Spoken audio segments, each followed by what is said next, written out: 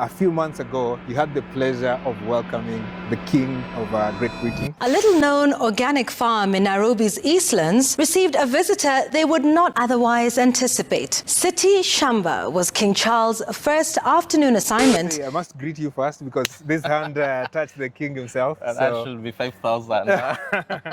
There were so many places within Kenya the king could go, but in his wisdom or in the people who brought him here, they saw that it's important. They came and saw what's happening around this place. So that must feel like a special time for you as well. Yeah, it indeed felt very special, and it was a recognition of the work that we are doing. Yeah. And remember, the king is also an organic farmer, and that is what we are trying to practice here, and also encourage people to adopt and start practicing agroecological organic farming. So it was a very special occasion for us to host the king. It showed that we are doing a significant thing in whatever that we are doing. If a person of that caliber can really come and visit, and the words that he said, they really showed that we are on the right path. Thank you very much for welcoming us, and looking forward to showing us around and some of the amazing technology we've incorporated around here. Thank you, and of course I have to recognize that we are at Mama Lucy Kibaki Hospital, who have been gracious enough to provide this space that we are into. And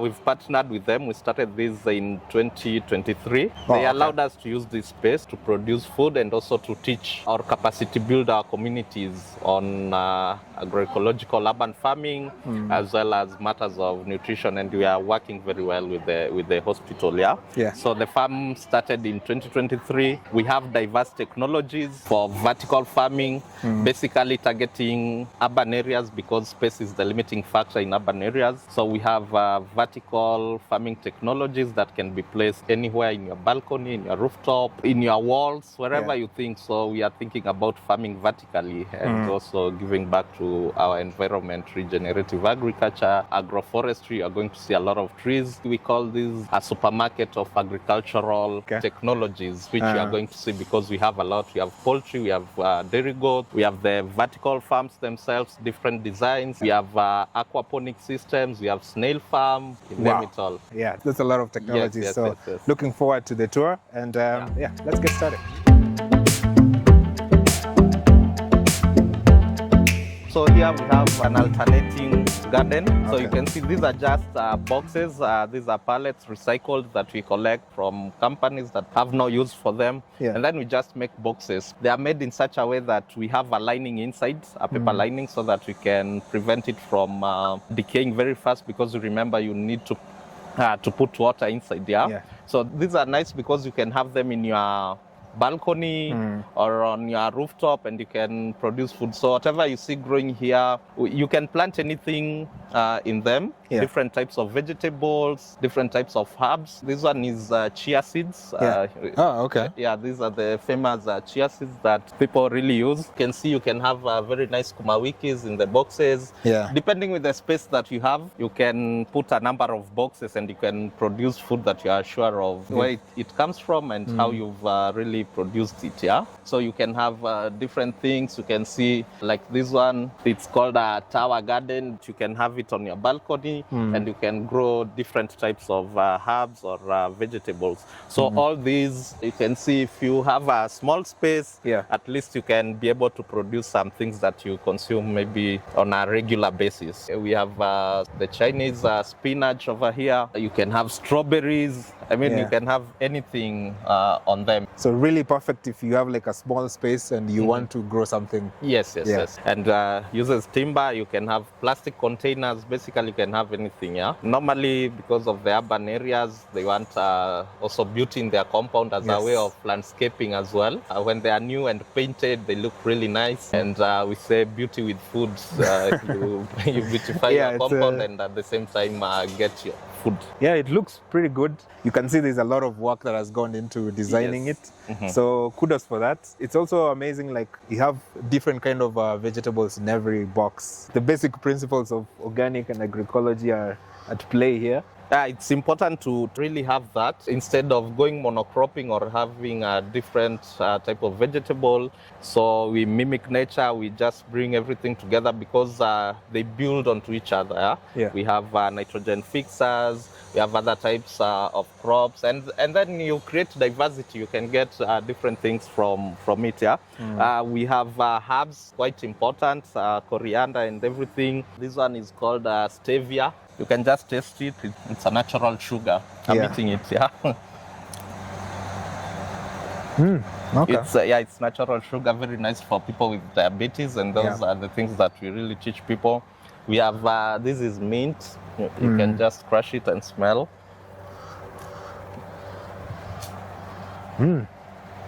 Yeah. So mint is also important, and they help normally throughout our farm. This is what we practice, and they help with something called a push and pull to control pesticides. So once you intercrop them, especially with herbs and things such as stevia, coriander, basil, and also onions, of course, because of that smell from them, they're able to repel. Nice. And then you can have, that is the first thing that you do to repel insects. That's pretty impressive. I'm seeing like there's a design here. It's sort of you're putting like a ridge between like this and then going into the farm. So in a way you're sort of giving like a little bit of protection to the farm itself. Exactly. So it's also important. Some of the things that you are going to see, we have barriers. It's like creating a barrier to avoid pests to go in. So, and the best thing when you're putting a barrier is to have plants that are able to repel, such as Mexican marigold, which you are going to see that we use a lot. You can have it around your farm. What's going on here? You don't see this anywhere quite often, but looks pretty good. Now you don't have an excuse of not producing food. As long as you have a wall in your compound, you can produce food. So we normally call them wall boxes. So wall boxes, they are normally very good with different kinds of herbs. Here we have strawberries that are already flowering. The strawberries have really served us. They've been there since we put up some here. They're maturing, and normally people come even from outside. If you find a berry, you just pick and consume.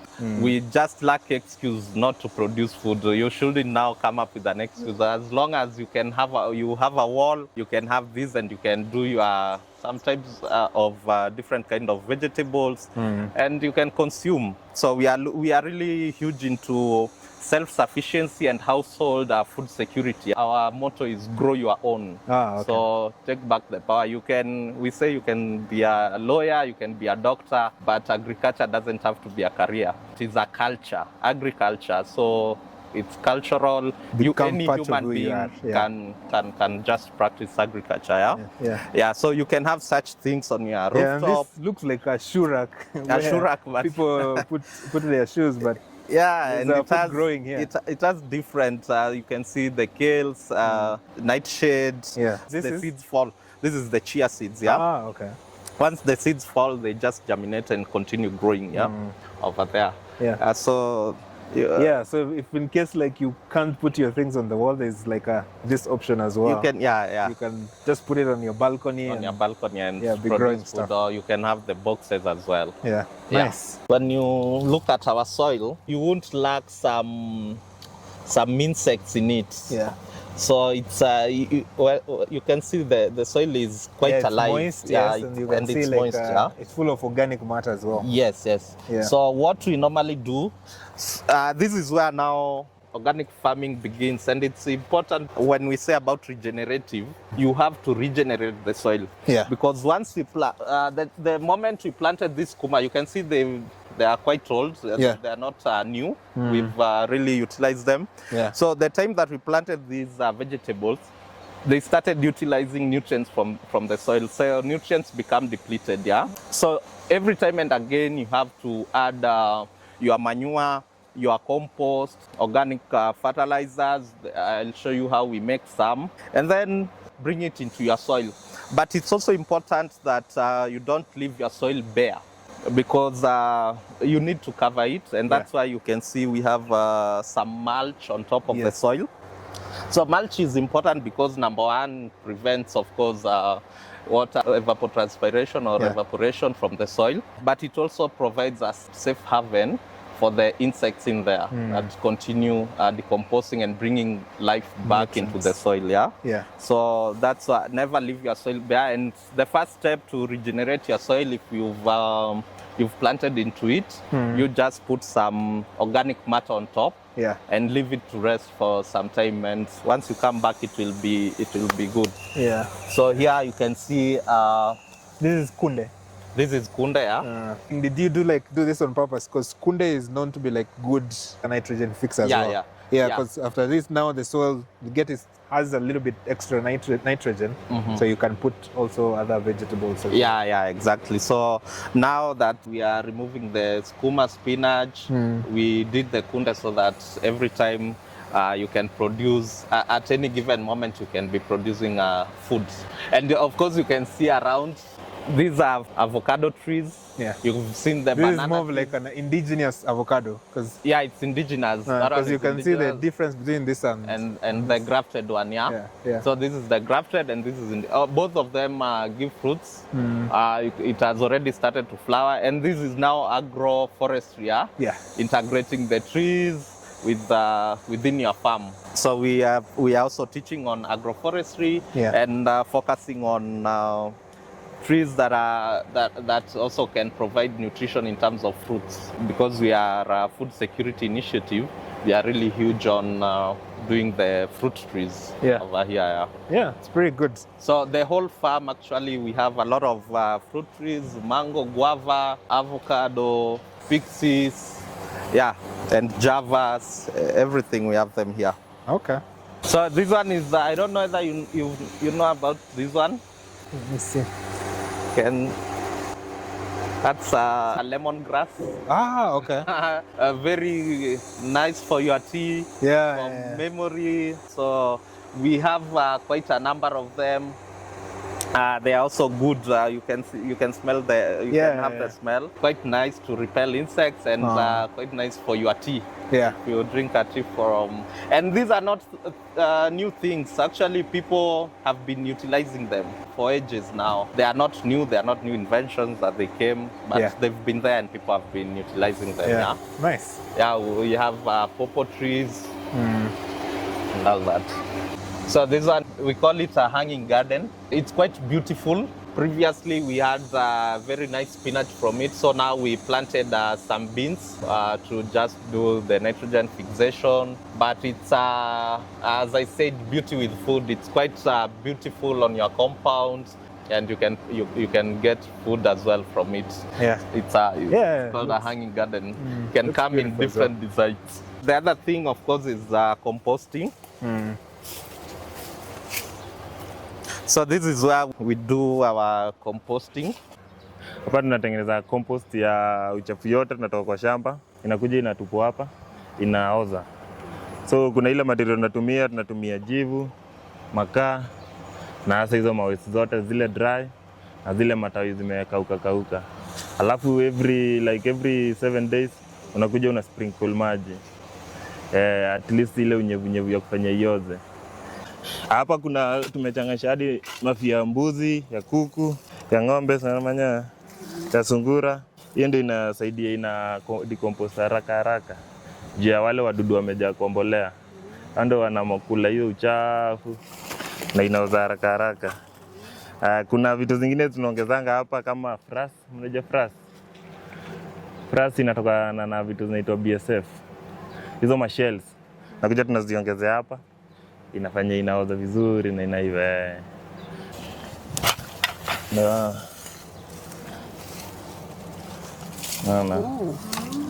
Hiyo ndio inasaidia na nini.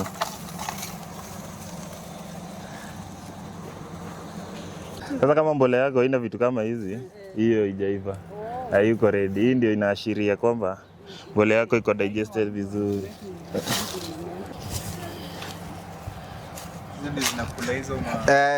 Hii sasa zinaonyesha shamba yako iko na uhai.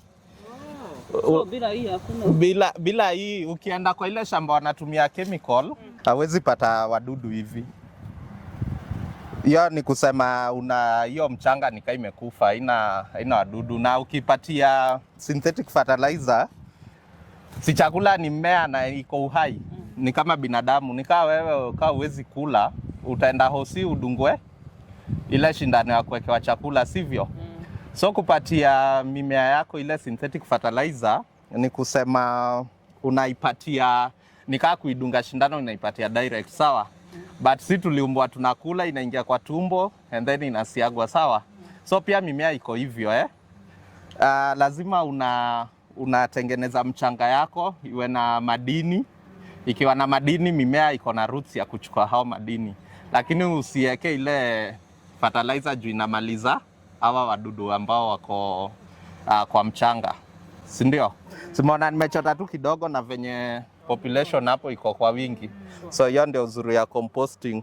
So we also have technologies for arid and semi-arid areas. We've done some work in Turkana. We have a project that is ongoing in Kajiado and Narok as well. And these technologies are meant to be used in places without a lot of water, yeah? But we also encourage people on how they can use the grey water that they produce, that is for maybe bathing or washing utensils, the house, how they can treat it, sieve it, and then use it for agricultural purposes. But also some technologies that are very ideal for such areas where water is not there. And these are like the weak underground irrigation system, zai pits. That is what we want to do in Kajiado and other areas, and what we did in Turkana. The weak underground irrigation system. So that's what we do. We have the raised beds, and then we also try to minimize on tillage. We normally till, but we are just trying to find ways on how we can minimize that. Normally what happens is something plants do called carbon sequestration. Yeah? Yes. So any green plant, they take in carbon from the environment, and then it is stored into the soil through the roots. So when we are doing the tillage, the carbon that had been stored into the soil, we are again releasing it into the environment. That's why during tilling time, especially for these monocrops or plantations, there is a lot of carbon that is normally released back into the environment, which is not good. So still taking but care I of think I find like for vegetables, it's hard to do like no tillage. Like you need to control the weeds, and of course they are short-term crops, so like 3 months, 4 months they are out, and you need to put another one in. Why do we normally till? It's because the soil has already formed a hard pan. What we've noticed when we are tilling, once you do the cover and the soil is alive, it doesn't form the hard pan. Oh, okay. So that means that if you are doing your own crops, you are doing small-scale farming, what we do, you can just remove the weeds manually. So if you are able to do that, if you are in a household or a kitchen garden, you don't have to till, just cover the soil, and that soil will be so soft when you are planting. You can remove the weeds by hand, and then you can just have your planting holes. We also have this technology. So this is another herb actually. It's called oregano. Oregano is a spice for food, the way you use your dania. So you can see spinach. So this is also a structure called a corn garden. So the corn garden, if you can just nice, this is even better. Another, you can zoom in, you can see our soils, how they are. These I've just picked from up there. There's a lot of microbial activity. It's full of life, and you can see also the vegetables are full of life. So this is what I say when you are, when it's, and you can see on top we have manure, ones that we use, and you can have your vegetables. They don't look quite big like the ones you find in the supermarket, of course, but they are doing quite well. And what we've noticed, you can see some women having some vegetables. Once they eat them, there's a patient here who ate our vegetables and felt the difference. Wow. Okay. So they wanted, every day they were admitted. So every day when their food is being cooked, they would come for vegetables here. So there was a difference between the vegetables that we are producing. People could actually not, and those who have been taking them, we've been eating them. If you eat these vegetables and the ones from the market, you can really tell the difference that these ones are quite beautiful. These are cherry tomatoes. I was shocked actually as early as yesterday. Here we are also consumers of indigenous knowledge. You know, resources are with people, even skills and knowledge, they are with people. So just yesterday someone came, and I think people can confirm. Yesterday, someone came and they were very shocked to find these cherry tomatoes.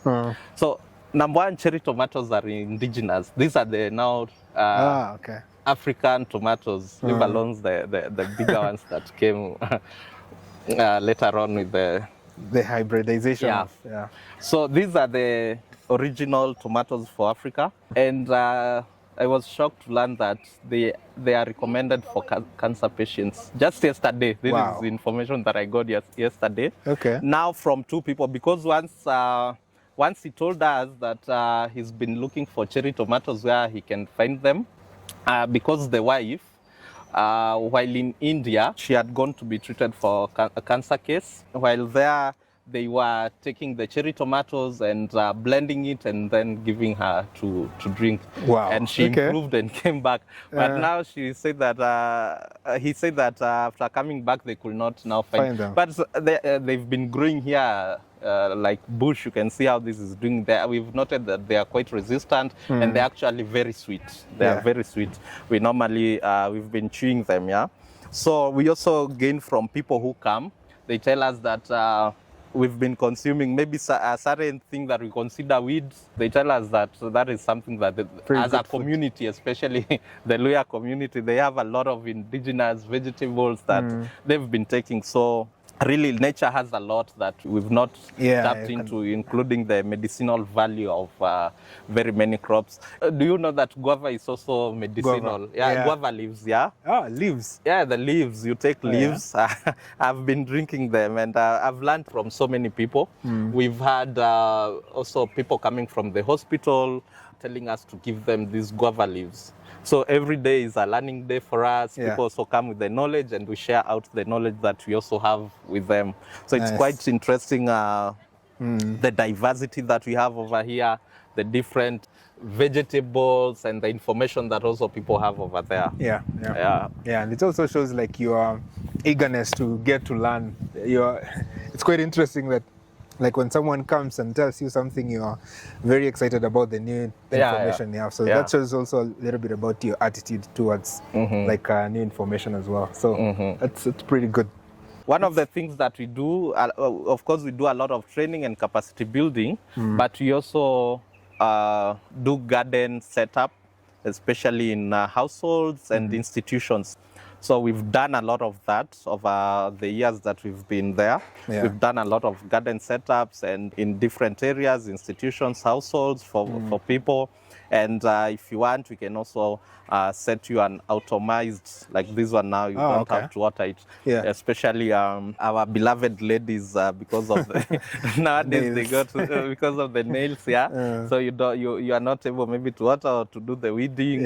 So it can be automatic. You just open a tap and so if someone wants like a setup like this, you can actually go to them and help them set up. So that is the way we are being sustainable and generating income to also pay our team. So we do a lot of garden setups. We provide the inputs. If we come, we assess your space, however small it is. We recommend what can be put there. If it's a corn garden, we come with the soil, we come with the manure, we come with the seedlings. We do all the setup. We do the setup, and we now teach you how to take care of it, maintain it. And then after some time, we walk the journey with you. Once it's done, or once you identify maybe some pests or pesticides, we can teach you how to formulate organic pesticides. We do our own formulations. You are going to see them, but also we do a lot of training. So I did not mention that we have a training curriculum consisting of 7 agriculture topics, from soil health, setting up your nursery, all the way to harvesting and maybe doing value addition or utilization of the herbs, the vegetables. So we have the topics, but also we've gone we've gone further because we've done some projects to empower youth. So we also link that with entrepreneurship training. So we've trained some women groups, some youth groups on entrepreneurship, and then kickstarting them with the gardens on different projects which we've been implementing partners. So I can see it's like a wholesome process where like you work with them all through the journey and also like empower them with knowledge they can for them to proceed sustainably. So that's pretty impressive as well. Yeah. Can take these very nice vegetables over here, the Chinese spinach, the malenge, very nice leaves. So majority of this harvest goes to the hospital? Yeah. So most of it is utilized in the hospital. Okay. Yeah. You can see in between you also have beans for nitrogen fixation. There's capsicum over there, different herbs, different indigenous vegetables. So it's a whole ecosystem, or mimicking a forest with its diversity, having different things within it. Poultry is also one of the topics that we teach on. These are some improved kienyeji chicken. In the past, there were big ones, but some dogs came in and devoured all of the chicken over there. They were actually laying quite big. So we also teach on poultry. The good thing is that we have the theoretical part, but also experiential. So our training hall is over there. Once we get people who want to be trained, they come in, we give them the theoretical part bit by bit, but we mix that now with the practical learning, how to build a chicken house, how to feed, and we're also formulating our own feeds. Nice. It's called Super Bag, so it's a sister outfit from City Shamba. In that we are doing black soldier fly farming. And black soldier fly is we take in waste, organic waste, even from this hospital. It's decomposed using the black soldier fly larvae. And then once the larvae is mature, we dry it, ground it, and use it as our source of protein for animal feeds. So when we are talking about animal feeds, the ingredient that makes the prices to shoot that high, they are quite expensive right now. It's the source of protein, because normally it's fish meal. Fish meal is quite expensive, so we have an alternative source of protein which is actually better than fish meal. That is the black soldier fly larvae, and we know how to formulate it, and we are formulating. I'm going to show you it in our shop, and which we feed to our own chicken. And now, as empowering, we say we are guided by educate, enable, empower. So educate is to offer that skills, knowledge to people, sharing that, and then enabling is through provision of the much needed resources for you to kickstart your urban farming journey or farming journey.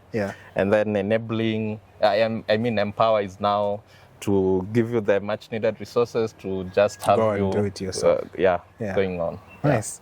What's that? Because so these are pigeons, So it's good for the kids, because when you're hosting kids, they are really excited about the pigeons. They are just for aesthetical value over here. They look sleepy. They are so full. I can see some pigs there as well. Yeah, but now for those ones, they are not for here. We are taking them to another area. So because of course the hospital setting, it's not suitable for the pigs. Wow, this is like a wholesome experience. I think you'll get some sugar cane. I mean, it's like a home. You are normal Oshago where you can get things. And of course you've seen the different trees. These are tomatoes on beds. The beds are always covered. And so here we are self-sufficient. Very much. Production, Okay. So normally we do charge for the farm tours. You also do farm tours? Huh? Yeah, for farm tours, especially when kids come. We have kids, we have youth or women groups. So they normally come and they pay. So like for kids, the way they go, because this is value, this is a lot of knowledge. Yeah. And the good thing the government has done is with the CBC. I'm a great supporter of CBC. The good thing is whatever it's in their books or textbooks, it's what they come and find here. If it's watering and all that, they come and learn experientially over here. And kids are very visual as well. So once they see stuff, then it's easy for them to digest and understand what's being taught. Whoa. This is called the aquaponic system. Down there we have some 2 fish ponds, one with catfish and then the other one with tilapia. So what happens is on a regular basis, we pump the water from the pond. Fish normally produce, its waste is ammonia. So what we do, we pump in the water. We have the drip irrigation. You can see these are just rocks, the pumice. Pumice ni ile mawe ya kusugua mguu. It's the most recommended because it is a bit porous and it's able to hold water. Water that has the nutrients. So basically you are providing nutrients from the fish ponds using the drip pipes, and then this is called a maple trough, where the one that is holding. This is inert. The pumice is inert. It doesn't have any nutrients. So the nutrient has to come from the water that we are feeding these the fish plants from. But you might find that sometimes when it rains, the nutrient concentration is a bit diluted.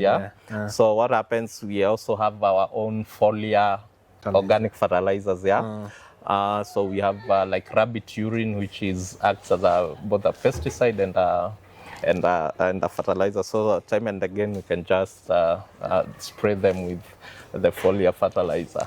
But the system is also good, though quite capital intensive. So once the water gets in from top there, it is brought in using the drip pipe. And then down here we have a pipe that is perforated. So that pipe is meant to collect excess water. Once we have excess water, it comes into this pipe, enters, and then it is connected to another pipe out here that has passed underneath here, that is taking the water into a reservoir tank outside this greenhouse. Wow. So once the water goes through this system and it's collected, taken to the tank, now it is pumped back into the fish pond because the impurities have been washed away. The nutrients have been absorbed by the plants, so it's clean water. So it's circular. It's recycled again. Wow. We also do a lot of seedling propagation. We recently took a lot of seedlings in our farm that we were doing in Narok. We use the seed trays. These are now technologies that are quite available. And of course the ones that we plant now into our farm, and as a way of empowering others, they can come at this supermarket of agricultural produce and get everything that they need from the seedlings and all that. So we do a lot of propagation. They are still being prepared. This is really, really impressive in terms of like the science that has gone into this to make sure that the plant actually gets the nutrients it needs for it to grow. So you have to be very precise with what you are giving it and very attentive, like because if you don't know, like, hey, maybe the solution is diluted and it needs like a foliar fertilizer, then you might also go into waste. So and the good thing is that the plant also communicates. Once it doesn't have nutrients, it will start turning purple or yellow, so you're able to note and then give it whatever it needs. So this is also market ready, like it's going to the hospital. So we'll be doing on demand basis. Once they have someone who maybe we work very closely with the nutrition department. And the nutrition department, of course, is the one that recommends on what the inpatients should be consuming. So normally what happens when there are clinic days, I think that is on Tuesdays for the nutrition clinic. Nowadays, they're not called patients; they are called clients. Oh, okay. Patients is they say it's demeaning, but I don't have a problem with it. So clients, we call them nutrition clients. So these are people maybe with the different types of diabetes, high blood pressure, pregnant and lactating mothers. So they are normally brought into the farm during their clinic days. Okay. And they are taught experientially. So if I'm recommending that you need to consume managu, a lot of managu, based on the nutritional analysis that they make, they bring them to the farm and they tell them this is it. So one of the programs that we've been running actually, we are doing a lot of public engagement using participatory methodologies. Of course, we have partners in it who are helping us, they've empowered us. So time and again, we get clients from the hospital, either pregnant and lactating mothers, the NCD clients from the hospital, and we are able to have a discussion with them. We call it a dialogue, community dialogue. Yeah. So we talk to them. They also share the knowledge they have, and with the nutritionists, with our experts here on urban farming, they're able to be trained on how, sometimes they are told to maybe get things that they are not able to.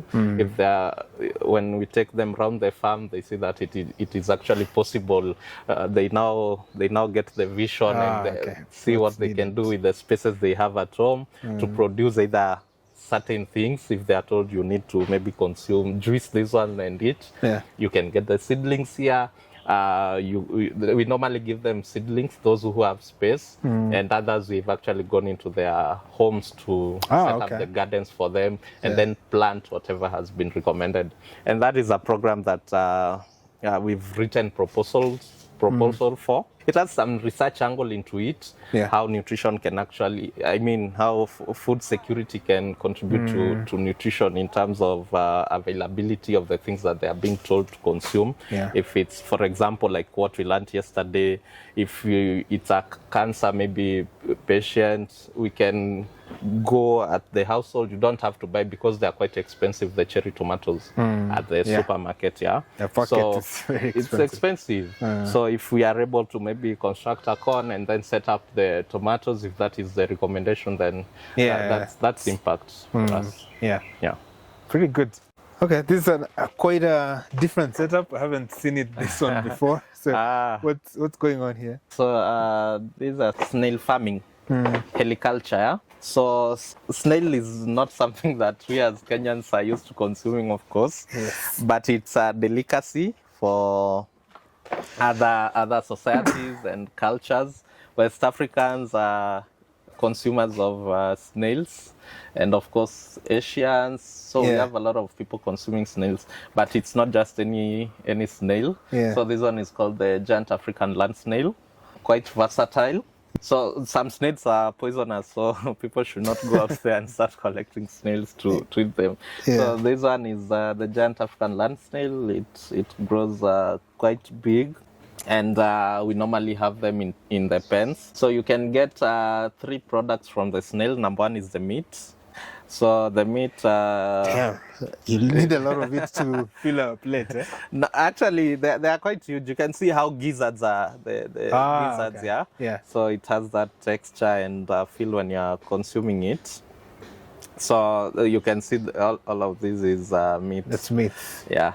So it's not normally slimy. It's not slimy. Once you process it, it looks like the gizzard itself. So snail farming is something that is picking up in Kenya, and it's a very promising venture. What happens from the snail? You can get the meat itself. A kg of snail meat goes for 3,000. So if you are a farmer, you are in business, If it's compared, and maybe you can have 10 to 15 pieces of these snails giving you a kg, maybe, depending with the size, because they can grow up to 20 centimeters. Whoa, okay. Yeah, that's why they're called giant African land snail. They grow quite big. So here you can have them in a pen or in an open space. This is how old is this one? These ones are 5 months, if I'm not wrong. Yeah, so they are like 5 months. Yeah. After these ones are actually also ready. These ones are ready if you can consume them. So apart from the meat, which goes for 3,000 per kg, here in Kenya, we especially the expatriates or people from West Africa or Asians, they normally order, we process and we package and send it to them. Wow. Okay. But also the other thing that is on demand is the slime from the snails themselves. So the slime, they should be giving us some slime. The slime is very much on demand.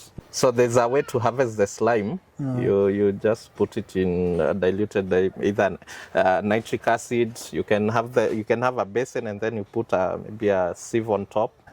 And then you place them there, and then you just spray them with diluted nitric acid or iodine, and then they'll start giving out the slime.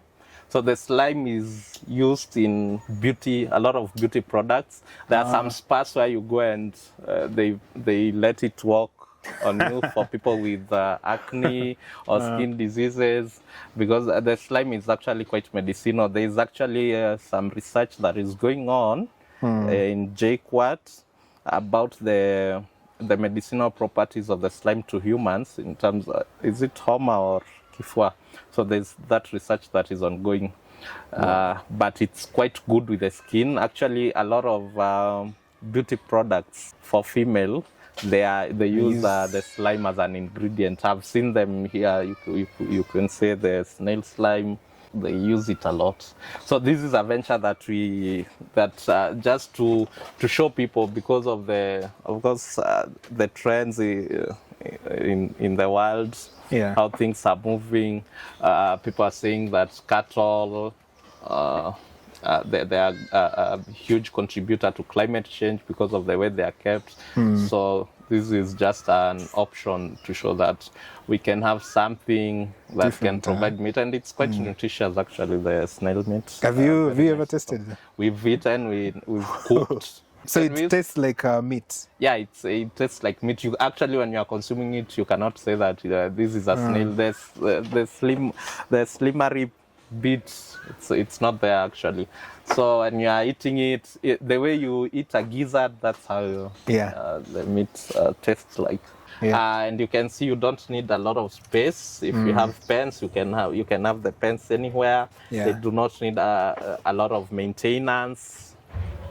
You can just have them somewhere and start producing. Our aim is to start aggregating them.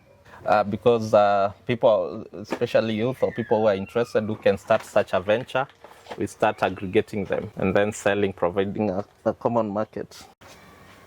Oh, look at these beauties.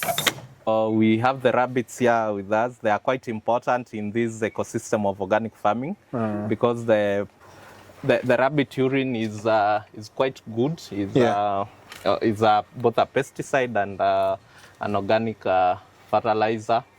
We do have the commercial feeds that we feed them, but also we have some hay and then some green matter from the farm, the waste that we have. Here there's a collector for the rabbit urine. Okay. So it will be repaired. I've always wondered how they collect the urine. There's a way. There's these ones. So actually they are here. They were teared apart when the dogs attacked. So this is how they look like here.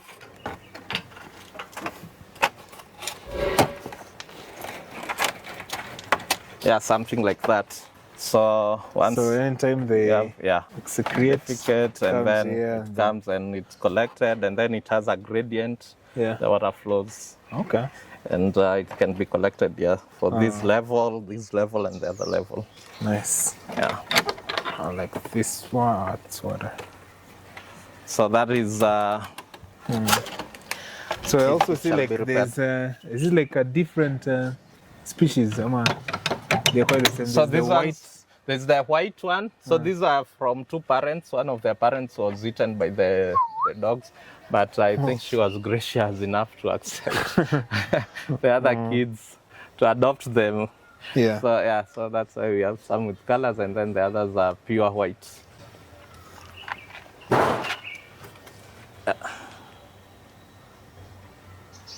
Yeah.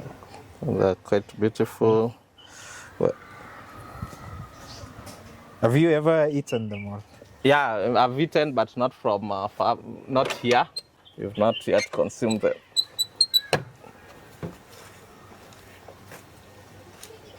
After how long and they start to produce? Is it? So rabbits, once they mature, I think they take, is it their gestation period? I think it's 28 days, and they give, they can give you like 12 bunnies or 6. Yeah, so they are quite, they can really multiply very fast. This is like the mother. This one is big. Yeah, that's a female. I don't know whether it's pregnant. So we have a male here and a female. Okay.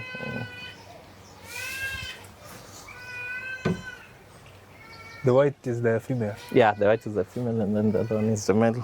They've been giving us a lot of urine that you are going to see. We store it, we package it, and sell it to farmers. So this is the Azolla, protein-based aquatic plant. So here we have 2 ponds. Here we have the catfish, and then on the other pond we have. So there's like fish inside here. Yeah, there's fish. Oh yeah. We have catfish, and then on the other pond we have tilapia. So those 2 cannot be in the same pond. Yeah, these ones can consume them. These ones are big actually. Those ones they are still developing, but they are like that size, my hand. So Azolla is quite good. So you can see that it's harvesting. These ones now will also be taken to our chicken and the pigs and the goats. But it's a source of protein that grows into water, and you can see sacs in the water. Yeah. So the sacs are the way you put a tea bag in your tea. So these sacs have manure in them, and the manure is able to release some nutrients to just fertilize the water for the Azolla to continue growing. So every day it's harvested. The good thing with this Azolla, Every day? Yeah.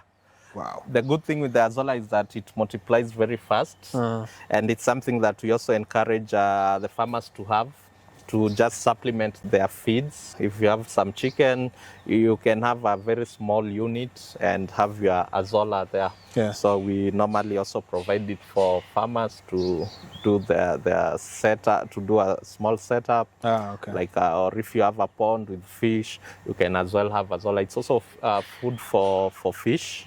It's consumed by both the catfish and the tilapia. Yeah. So like a setup like this, how much will it cost a farmer? This is how big? So this one is 6 by 4 meters, yeah. So 6 by 4 meters with the dam liner. The material is called a dam liner. And then ours is only 1 meter deep. So it can cost you around at most I think 40,000. Yeah. The dam liner is the most expensive, and maybe now the digging, but you can use the local youth, to just dig it for you if it's not very hard. Okay. Yeah. So those ones are ready, and they ready. dry them, or you just give them the way they are? You don't have to dry. You can dry, but you can also just feed them directly.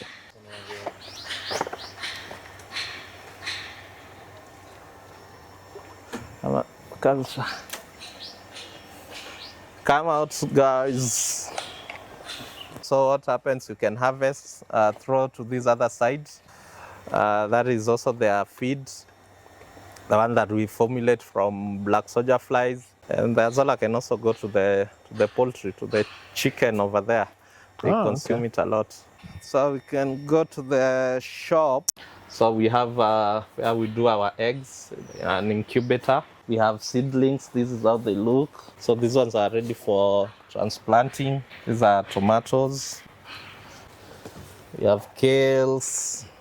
So the good thing with this one is that we use some media. There's cocoa peat, the husk of the coconut, but we also mix with our own something we call frost fertilizer. So frost fertilizer is once the black soldier fly larvae consumes organic waste, you collect organic waste, you feed it, the resultant decomposed waste is what we call frost fertilizer. Let me just show you how it looks. And we find it to be very effective. If we need to support the plants, this is what we use. So this is a product of the black soldier fly larvae, organic waste decomposition. All this is decomposed. Is this the larvae itself or the No, now this is the decomposed waste after the larvae have consumed the waste. So let me, I have the larvae, but now it has been grounded. So this is quite good. We find it to be, it's actually a very nice fertilizer. So this now is the grounded larvae. It's a very nice source of protein. So this is what we are feeding the fish. And this is what now we use to formulate our Super Plus, layers mash, kienyeji mash, and growers mash. So when farmers come, we are able, and they are quite cheap compared to what we have at the market, because now the main ingredient, which is BSF larvae, we are doing it ourselves. We have another farm where now we are doing this commercially, and we formulate the feeds over there, and then we bring them here for farmers to see. Here is the black soldier fly, actually. Here, these are the black soldier flies. Now, it has the different stages, the adult, egg, larva, and then pupa. So this is the adult that lays the eggs. We have a whole setup for that. And now this is the decomposed organic waste. Very nice for your farm. We just see results. Our seedlings are quite good once we use this. So this is the pupa stage. The black soldier fly. So is this it still one, alive? Or? Yeah, this one is still, it's pupa. So it's dormant. So that is where now the fly will come from. And it takes how long, like from the egg? It can take around 10 to 14 days from egg, because now you introduce them to organic waste when they are in the egg stage. So that process can take 14 days. If you are able to ground your waste, it reduces to even 6-7 days. And you're able now to get these. So this is what you've packaged to the bags, huh? Yeah, so this one is How different. much does a bag go? This one is different. So this is the packaged BSF larvae. This is the same with this one. A kg of the larvae is 60 bob. This is pure organic fertilizer. You just need a handful to spray into your plant. So this is a kg goes for 60 bob. This one is compost that has been mixed with different, you can see the dried leaves. We have goat and chicken manure here. And from our compost pit, we mix it and then we just put it into a sack to sell to people to just go and add into their farms. Yeah. And then there's, so we have, these ones are for making seedling. This is what we call cocoa peat. Cocoa peat is the husk of the coconut, but now this one is inert, it doesn't have nutrients, but quite good when making. So we mix this one with our frost fertilizer into the seed trays, and then we use it for seedlings. Our own seedlings, yeah. Oh, okay. There's also something called biochar. It's being talked a lot, especially for carbon sequestration. And mending your soil. So that is how it looks like. Biochar is quite good if your soil is acidic or forms hard pan, so it amends, it really amends the soil. So once we mix it, we mix everything in this, and then we have a very super organic input fertilizer. And it works because it's what we are also using in our farm. So these are just natural things, and I think Kenyans can see that it can be done. This one you're also selling? Or? Yeah, we are selling per kg. Biochar, I think is it 50? I think it's 50 bob per kg, because now we are targeting people with small farms Yeah. here in Nairobi, but the others who order in large In bulk, quantities, in bulk. But a kg, someone might walk in, they have their a small kitchen garden. Yeah.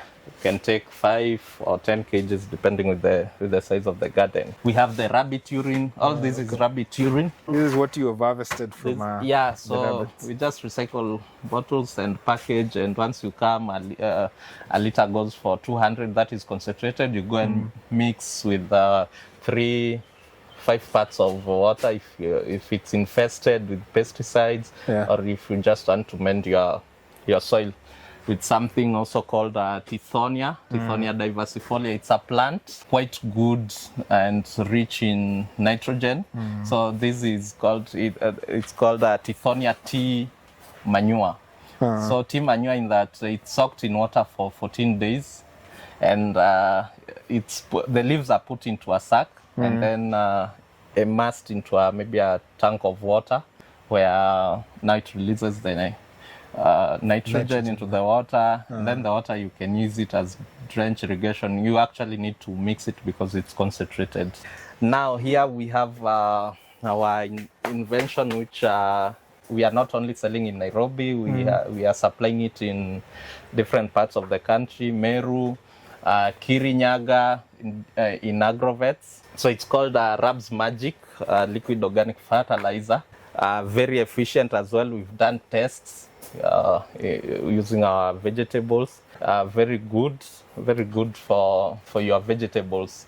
And it's called Rab's Magic because it is the main ingredient is rabbit urine. So it is an organic fertilizer, liquid. So you have to dilute it as well? You have to dilute it actually with 5 ml to 1 liter. So if you have 1 liter, you only need 5 ml, Yeah. and you spray through your plants. So yeah, this is 100 ml. I'm seeing it's 300 bob. yeah, 100 ml, 300 bob. Ah, okay. It's quite affordable. Yeah. We are supplying it countrywide. We have different agrovets that we are working with that we've started supplying them. So if one is interested, they can just reach out. It's nice. The other thing that we are doing, we are packaging dried herbs. You've seen we have a lot of herbs. So this is oregano. Mint is in a dryer in the other farm that we have. Sage. So we just want to package these the herbs. Dried herbs. Yeah, and then providing it to people, especially people who come to seek, maybe they might want them, or the things such as celery can have them. And then those are corn gardens. So for setting up in households or institutions, or those that might be interested in them. So we are trying to move away from. I wouldn't say you're trying. You're literally killing it. You're doing a fantastic job. I think that's the farm tour. Yeah. Thank you very much. Thank you. This is a fantastic overview of like the amazing things you're doing. The time that we have taken just goes to show like the kind of variety that you've managed to put together, from just having like how you're interpreting agroforestry, the mulching you're doing, the intercropping, so to the chickens themselves, to doing your rabbits. So it's like a wholesome view of what a farm should look like. So if someone like has learned all these things, and let's say in class, or they have always been hearing it, this is a very good place for someone to come and really have a good feel of what goes through in such a farm. So thank you very much for creating such a space so people can come and learn and get to witness what is it like to have such a space. Yeah. So congrats for making this happen as well. Thank you. Karibu. Yeah.